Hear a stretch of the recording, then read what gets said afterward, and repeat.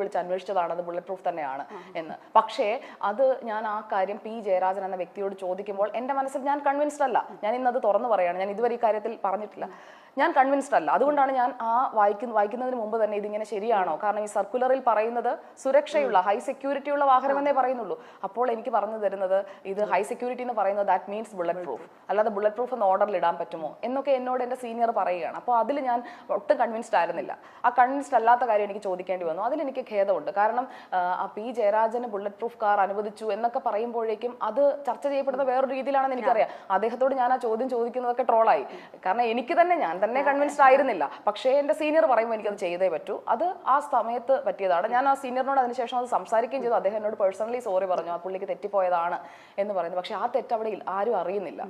ഇപ്പോൾ പ്രസന്റ് ചെയ്യുന്ന ആളുടെ ഭാഗത്ത് നിന്ന് ഞാൻ ഒരിക്കലും, കാരണം എനിക്ക് ജയരാജേട്ടനെ ഇഷ്ടമാണ്, ഞാൻ ഉമ്മൻചാണ്ടി ഇഷ്ടമാണെന്ന് പറഞ്ഞല്ലോ. അപ്പോൾ ജയരാജേട്ടനെ ആയാലും ഇപ്പം പിണറായി വിജയന്റെ കുറെ കാര്യങ്ങൾ എനിക്ക് ഇഷ്ടമാണ്. അപ്പോൾ ഈ ഫാക്ട് ചെക്ക് എന്ന് പറയുന്നത് വളരെ പ്രധാനപ്പെട്ടതാണ് റിപ്പോർട്ടറിൽ. അതുകൊണ്ട് തന്നെ ഞങ്ങൾ ശ്രദ്ധിക്കുന്ന ഒരു പ്രധാനപ്പെട്ട കാര്യം ഇതാണ്, നമുക്ക് വസ്തുതയാണെന്ന് ഉറപ്പ് വരുത്തിയിട്ട് കൊടുക്കുള്ളൂ. ഞാൻ പറയുള്ളൂ, എല്ലായിടത്തും ലോകത്ത് എവിടെയുള്ളതാണ്, നമ്മുടെ നാട്ടിൽ നിന്നുള്ളതല്ല.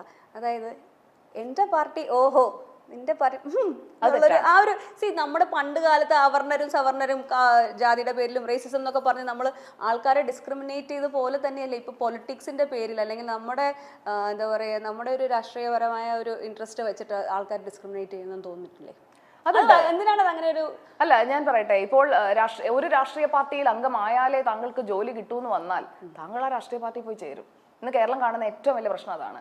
നിങ്ങളൊരു രാഷ്ട്രീയ പാർട്ടിക്കാരനാണെങ്കിൽ നിങ്ങൾക്ക് ജോലി കിട്ടും, അല്ലെങ്കിൽ നിങ്ങൾക്ക് പിൻവാതിൽ വഴി നിങ്ങൾക്ക് നിയമനം കിട്ടും എന്ന് കണ്ടാൽ നിങ്ങൾ ആ പാർട്ടിയിലേക്കേ പോകൂ. അത് മനുഷ്യനിൽ സഹജമായിട്ടുള്ളൊരു കാര്യമാണ്. പക്ഷെ ഞാൻ അങ്ങനെ പോയിട്ടില്ല. ഒരു രാഷ്ട്രീയ പാർട്ടിയുടെ ലേബലിൽ അല്ല, അല്ലെങ്കിൽ ഒരു രാഷ്ട്രീയ പാർട്ടിയുടെയും അംഗമായിക്കൊണ്ടുള്ള ജോലി നേടലോ ഒന്നുമല്ല. ഞാൻ പറഞ്ഞല്ലോ, ഞാൻ ആദ്യമായി ജോലി ചെയ്യുന്ന news channel Kairali people TV ആണ്. എന്നാൽ ഞാൻ SFIയുടെ ഒരു കേഡറോ അല്ലെങ്കിൽ CPIM പാർട്ടിയിലെ ഒരു അംഗമോ അല്ല. അവിടെ എൻ്റെ മെറിറ്റും ഞാൻ ഇന്റർവ്യൂ അറ്റൻഡ് ചെയ്ത് കൃത്യമായ വഴികളിലൂടെയാണ് ഞാൻ വന്നത്. പക്ഷേ പാർവതിനെ പൊതുവെ SFIയുടെ ആളല്ല, BJPയുടെ ഒരാളായിട്ട് തന്നെയാണ്. ഇപ്പോ നമ്മളിപ്പോ ബിജെപിയിൽ അംഗത്വമുണ്ടോ എന്ന് ചോദിക്കും. സംസ്ഥാന പ്രസിഡന്റിനെ ഫോൺ നമ്പർ എടുത്തൊന്ന് വിളിച്ചു നോക്കി അറിയാമോ? അംഗത്വം ഉണ്ടോ എന്നല്ല ഞാൻ ചോദിക്കുന്നത്, അംഗത്വം ഉണ്ടോ, അംഗത്വം എടുത്തില്ല. പക്ഷെ ഞാൻ പഠിച്ച കോളേജിൽ ABVP ഇല്ല.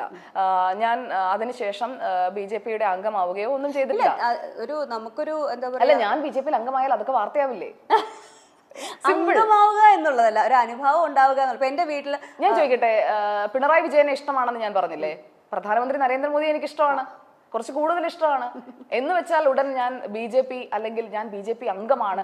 ആ വ്യാഖ്യാനം തെറ്റാണ്. മുഖ്യമന്ത്രി പിണറായി വിജയനെയും മുൻ മുഖ്യമന്ത്രി ഉമ്മൻചാണ്ടിയെയും ഇഷ്ടപ്പെടാമെങ്കിൽ എന്തുകൊണ്ട് അതിനേക്കാൾ നമ്മുടെ രാജ്യത്തിന്റെ മേന്മ ലോകം മുഴുവൻ വ്യാപിപ്പിച്ചിട്ടുള്ള രാജ്യത്തിന്റെ വളർച്ച അത് ഓരോ വർഷം കഴിയുന്നതോറും കാട്ടിക്കൊണ്ടിരിക്കുന്ന പ്രധാനമന്ത്രി നരേന്ദ്രമോദി എനിക്ക് ഇഷ്ടപ്പെട്ടുകൂടാ? ഓക്കെ, അതാണ് എൻ്റെ വ്യൂ. ഞാൻ ചിന്തിക്കുന്നത് എൻ്റെ രാജ്യത്തെക്കുറിച്ച് അല്ലെങ്കിൽ എൻ്റെ സംസ്ഥാനത്തെക്കുറിച്ച് ഒക്കെയാണ്. അതിൽ ഞാൻ വളരെ ഫോക്കസ്ഡ് ആണ്. നമ്മുടെ സ്റ്റേറ്റിൽ ഒരു മോശം പ്രവണതയിലേക്ക് പോയി കഴിഞ്ഞാൽ ഞാനത് പറയും. നമ്മുടെ രാജ്യത്ത് വന്നു കഴിഞ്ഞാൽ ഞാനത് പറയും. എന്നാൽ നല്ലത് കണ്ടാൽ ഞാനത് നല്ലതാണെന്ന് പറയും. നമ്മുടെ റോഡുകൾ നന്നായാൽ ഞാനത് റോഡ് നന്നായി എന്ന് പറയും. അതിന്റെ ക്രെഡിറ്റ് പൊതുമരാമത്ത് മന്ത്രിക്കാണ്. സംസ്ഥാന പാതകൾ നന്നായി കൊണ്ടുവന്നാൽ അതിന്റെ ക്രെഡിറ്റ് പൊതുമരാമത്ത് മന്ത്രിക്ക് തന്നെയാണ്. അവിടെ രാഷ്ട്രീയം വെച്ചല്ല ഞാൻ വിലയിരുത്തുന്നത്. ഇപ്പോൾ വന്ദേ ഭാരത് വന്നെങ്കിൽ അതിന്റെ ക്രെഡിറ്റ് എന്ന് പറയുന്നത് കേന്ദ്ര റെയിൽ മന്ത്രിയുടെ അടുത്തേക്ക് ആ നിവേദനം കൊണ്ടുപോയ ആൾക്കാണ്. അത് കെ സുരേന്ദ്രനാണ് കൊണ്ടുപോയതെങ്കിൽ കെ സുരേന്ദ്രൻ എന്ന് ഞാൻ പറയും. അവിടെ നിന്ന് എട്ടുകാലി മമ്മൂഞ്ഞ് കളിക്കുന്ന രീതിയോടൊന്നും എനിക്ക് യോജിപ്പില്ല. ആരാണോ അത്, ആരാണ് A എങ്കിൽ A, B എങ്കിൽ B, അല്ലാതെ അതിൽ ഒളിച്ചു വെക്കലുമില്ല, ഒളിച്ചു കടത്തലുമില്ല. പ്രധാനമന്ത്രി ഇഷ്ടമാണെങ്കിൽ ഇഷ്ടമാണ് എന്ന് തന്നെ പറയും. അപ്പോൾ പ്രധാനമന്ത്രിയുടെ മൻ കി ബാത്തിനെ കുറിച്ച് ഞാനും ഡോക്ടർ അരുണും തമ്മിലുള്ള തർക്കം വെക്കപ്പോൾ എന്നെ വിമർശിക്കാൻ സ്ഥിരമായി എടുത്ത് പറയുന്ന അതാണ്. പ്രധാനമന്ത്രിയുടെ ഒരു ശൈലി അതാണ്, ആളുകളുമായി കണക്ട് ചെയ്യുന്നത് മൻ കി ബാത്ത് വഴിയാണ്.